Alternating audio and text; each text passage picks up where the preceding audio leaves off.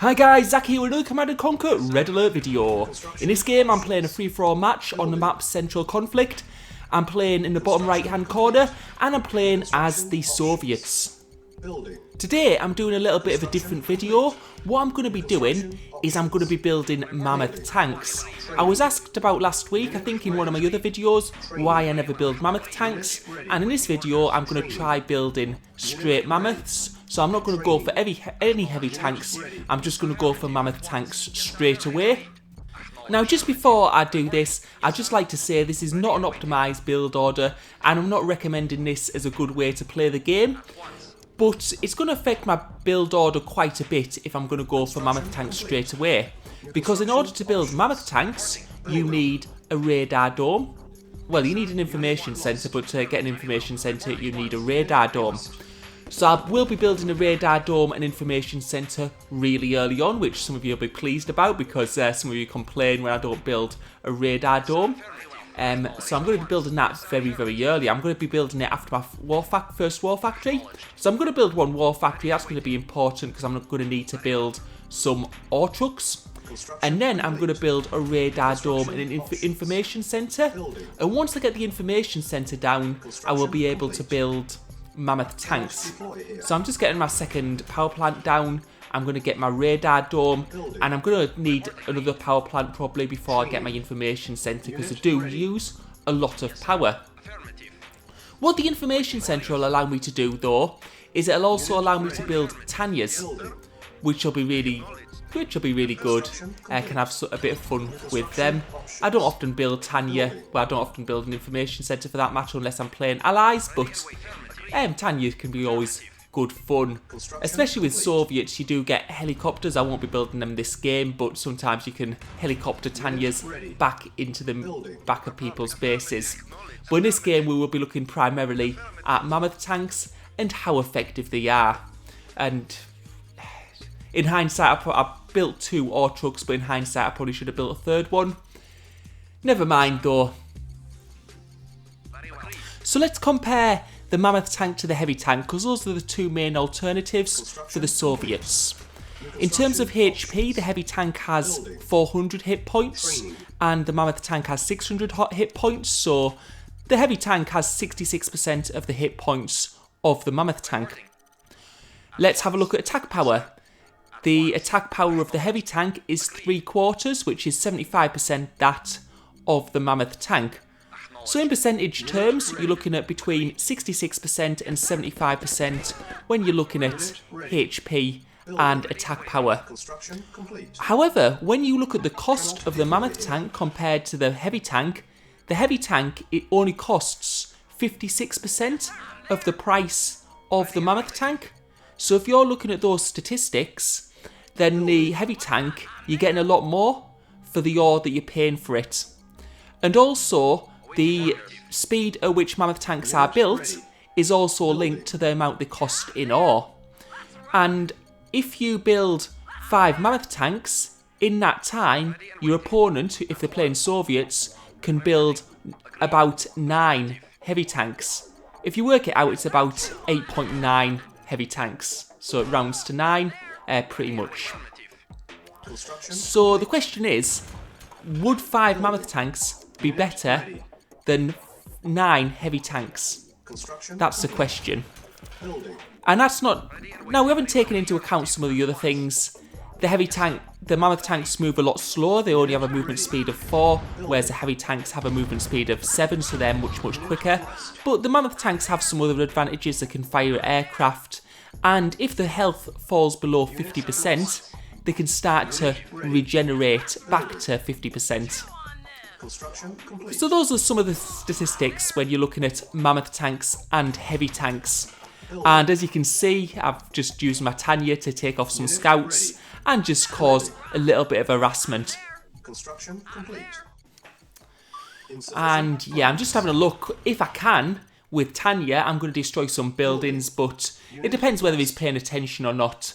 You can do some surprise attacks, but I'm sure he's noticed I have a Tanya running around, or he should have by this time. Oh, we're taking out a couple more troops. I'm surprised I've got this far so far.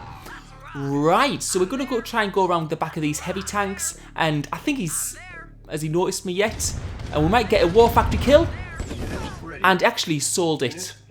But we've got rid of one of his war factories, which is a good bonus. I mean, he sold it, so he'll get 1,000 ore back. But it's a war factory he's going to have to rebuild. That's going to take time. It's going to cost him a bit more ore. So that was a good... We probably got a good trade there for Tanya made her money back. And I'm just getting another ore refinery, which just need to keep on top of this ore. And I'm going to bring my heavy mammoth tanks in now, because as you can see, Red is attacking Cyan. So this is a prime time to attack Red when he's attacking the other player. And you can see I'm bringing 5 mammoth tanks in. And the buildings are going down pretty fast, because as I say, the mammoth tanks do a lot of damage. But you can see he's got some heavy tanks to defend now. I think I'm going to get that ore refinery down as well. And this is going quite well for me so far. But as you can see, our opponent's starting to get more and more heavy tanks as time goes on. We're going to take out his radar dome. That'll reduce his visibility. And we're going to need to start fighting these tanks now. And you can see 2 of my mammoth tanks are on very low HP. We're taking them out okay, but the problem is those heavy tanks build a lot faster. And as you can see, the numbers just keep on growing. He keeps on getting the numbers back really quickly, and he's wearing down my mammoth tanks now. And you can see I've got 3 left now, but one of them's on low HP. It's about to go down, and I've only got 2 mammoth tanks. And as we can see, I don't think they're as effective against heavy tanks as, yeah, they're going to be pretty much destroyed. Right, so I'm going to have to get back to my base. I've now built another MCV.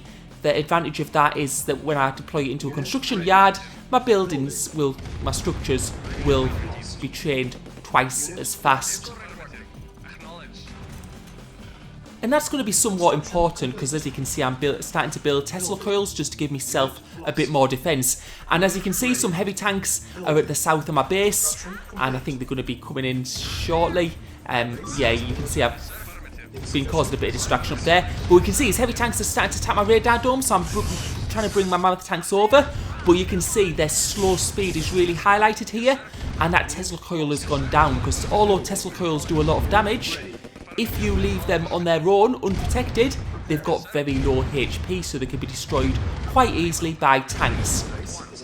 Although I'm getting another Tesla coil trained up, and it's really lucky that I built that extra MCV now because I've still got a construction yard, otherwise I'd be having to train another one. And it seems that those heavy tanks are going down, but as we can see now, Red's got some real substantial force of heavy tanks at the moment, and I haven't got that many mammoth tanks. I think I've got about 5 at the moment. So this is going to put me in real hot water at the moment. I'm going to have to rely on my Tesla quite a bit as well. And you can see he's attacking my ore refinery. And you can see my mammoth tanks, they travel so slowly, they're not going to respond in time. So he's got that ore refinery without any hassle at all. And now it's going on heavy tanks versus mammoth tanks. And the Tesla's helping me out as well. And yeah, the Tesla's really helped out there, and they are getting the Tesla coils down now. And I have also got rid of 2 mammoth tanks there as well. So it's looking like these mammoth tanks aren't as effective as I would have hoped. And you can see now Red is pulling back. I don't know if he's worried about my 4 mammoth tanks. And when I watched the replay, actually, Cyan had used a light tank to destroy his construction yard, so he was going to be building an extra MCV. Right, so I've got my mammoth tanks going up, and he seems to be pulling to the left. Unit ready. Building. Unit ready. And as you can see, I've got another Tanya, and he's got a heavy tank going through there, who's been destroyed by the Tesla coil. And now he's left the door wide open, so what he's done now is he's going south to attack my base. But he's left the door wide open for me to attack his base. And considering how few buildings he has, that's really not a good move. So, let's see. So we're going to destroy his construction yard. That's it, gone. And now his ore silo, and we're just going to run through his base. We've got 6 heavy tanks, 6 mammoth tanks even here, which are going to put off some really good firepower. And you can see I'm on low power now. He's destroyed some buildings, but we can see it's looking very good, and we'll have to see how many buildings he just has. We've got that war factory down, and now we're going to go for the ore refinery. And he's out of the game. So that's it really, because we could see that Cyan are pretty much dead. I'm going to be able to build that ore refinery back once I sell some buildings. So what do I think of Mammoth tanks? Well, personally, I'm not a fan. I have to say they're too slow, and you don't really get your money's worth when you look at how many heavy tanks you can get for the same number of Mammoth tanks, so I won't be using them in the future. I was quite lucky there. If Red hadn't gone for Cyan first, I think Red would have won that game, so I was a bit lucky. Let's put it like that. Hope you enjoyed the video. Thank you for watching.